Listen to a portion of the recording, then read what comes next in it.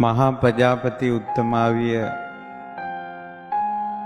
නවවතාවකටත් වඩා ප්‍රතික්ෂේප වුණා මේ කාන්තා පැවිද්ද ගැන. කපිලවස්තුවේ නිග්‍රෝධාරාමේදී බුදුරජාණන් වහන්සේ 3 වතාවක් කාන්තා පැවිද්ද ප්‍රතික්ෂේප කළා. බොහෝසේ හැඬුවා මහා ප්‍රජාපතිය. මේ කසාවත නිකන් දරාගත් එකක් නෙවෙයි කාන්තාවන්ගේ පැවිද්ද කියන එක. ඈ ගොඩාක් හැඬුවා පැවිද්ද වෙනුවෙන්. සිදුවත් කුමරුගේ අභිනිෂ්ක්‍රමණයෙන් පුත්‍ර වියෝයෙන් හැඬුව ප්‍රජාපතිය. ඊළඟට මහත්සේ හැඬුව කාරණාව තමයි පැවිද්ද නොලැබීම ගැන. එනමුත් මේ පැවිද්ද ලැබීමට තියෙන කැමැත්ත කොච්චර ප්‍රබලද කියනවනම් ඒ පැවිද්ද කැමැත්තෙන් කුල කාන්තාවන් 500ක් සමග කපිලවස්තුවේ ඉඳලා විශාලා මහනුවරට පාගමනින් වැඩම කළා. අද දඹදිව වන්දනාව යන කෙනෙකුට විශාලා මහනුවර ඉඳලා ලුම්බිනියට යන ගමන බස් එකේ යන ගමනට කොච්චර වෙලාවක් යනවද කියලා ඔයාලම ගිය දවසක බලන්න. ඊතරම් යොදුන් ගණනාවක් 3 මාසක් පුරාවට පාගමනින්ම පැමිණිලා පයට පාවහන් නැතුව හිසට හිස් වැතුන් නැතුව කෙස් කපාගෙන දාඩියෙන් තෙත් වූ කසාවත් ඇතිව ඉදිමුණු පා ඇතිව පුපුරන ලද පාවලින් වැగిරෙන ලේ ඇතිව ඈලා කූටාගාර ශාලාවේ සිහිසුන් ඇද වැටුණා. දොරටුවේ ආනන්ද මහ තෙරුන් කරුණා කළා ඒ අම්මාගේ මව්ගුණයට. 3 පාරක් ඉල්ලීම් කරද්දිත් බුදුරජාණන් වහන්සේ නැවත ප්‍රතික්ෂේප කළා. ඊට පස්සේ ආනන්දයන් වහන්සේ නැවත මව්ගුණ සිහි කළා. පස්සේ කාලේ ආනන්ද ස්වාමීන් වහන්සේ කියා හිටිනවා. ආනන්ද ස්වාමීන් වහන්සේට චෝදනාවක් ආව කාන්තාවන් පැවිදි කිරීම ගැන. ඒ වෙලාවේ ආනන්දයන් වහන්සේ කියා හිටියා මට ඒ වෙලාවේ අම්මා කියන සංඥාව විතරයි කියනවා හිසට ආවේ. අම්මා කෙනෙකුට සාධාරණයක් කරන්න ඕන කියන අදහස තමයි කියනවා මට හිතට ආවේ.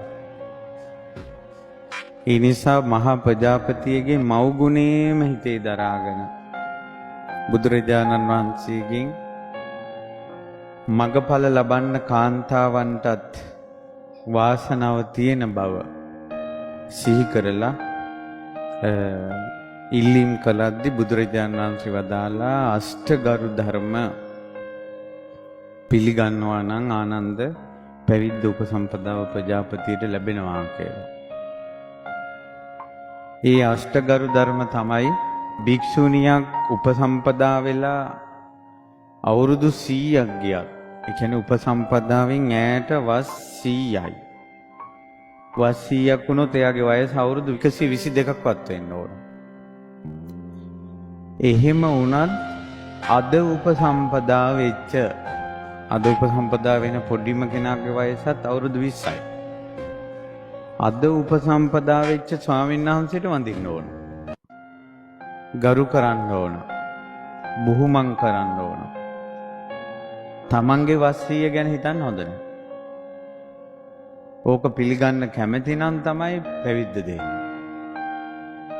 දැන් අපිට පැවිද්ද ලැබුණේ බුදුරජාණන් වහන්සේගෙන් බුද්ධං සරණං ගච්ඡාමි ධම්මං සරණං ගච්ඡාමි සංඝං සරණං ගච්ඡාමි කියන තිසරණයෙන් තමයි අපිට පැවිද්ද ලැබෙන්නේ.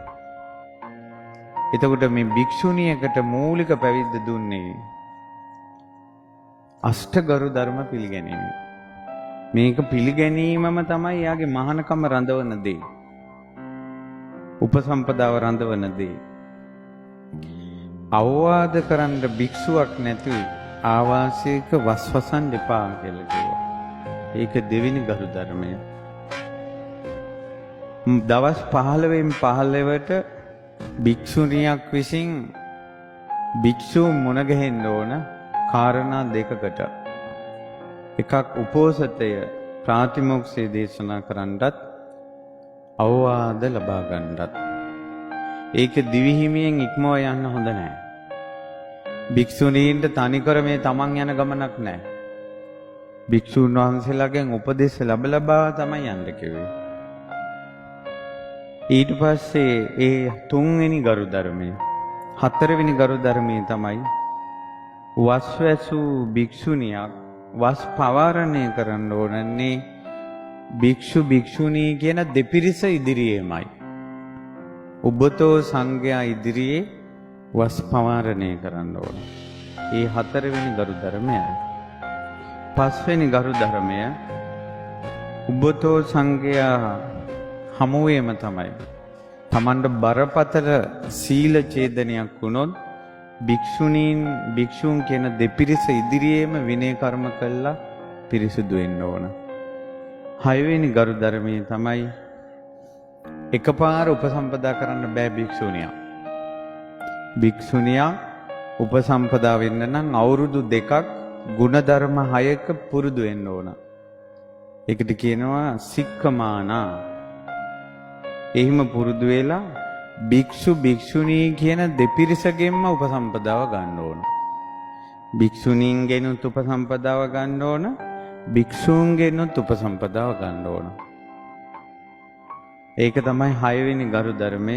7 කිසිම හේතුවක් මත මේක ඉදා ඉඳලා අද දක්වාම පවතින ගරු ධර්ම.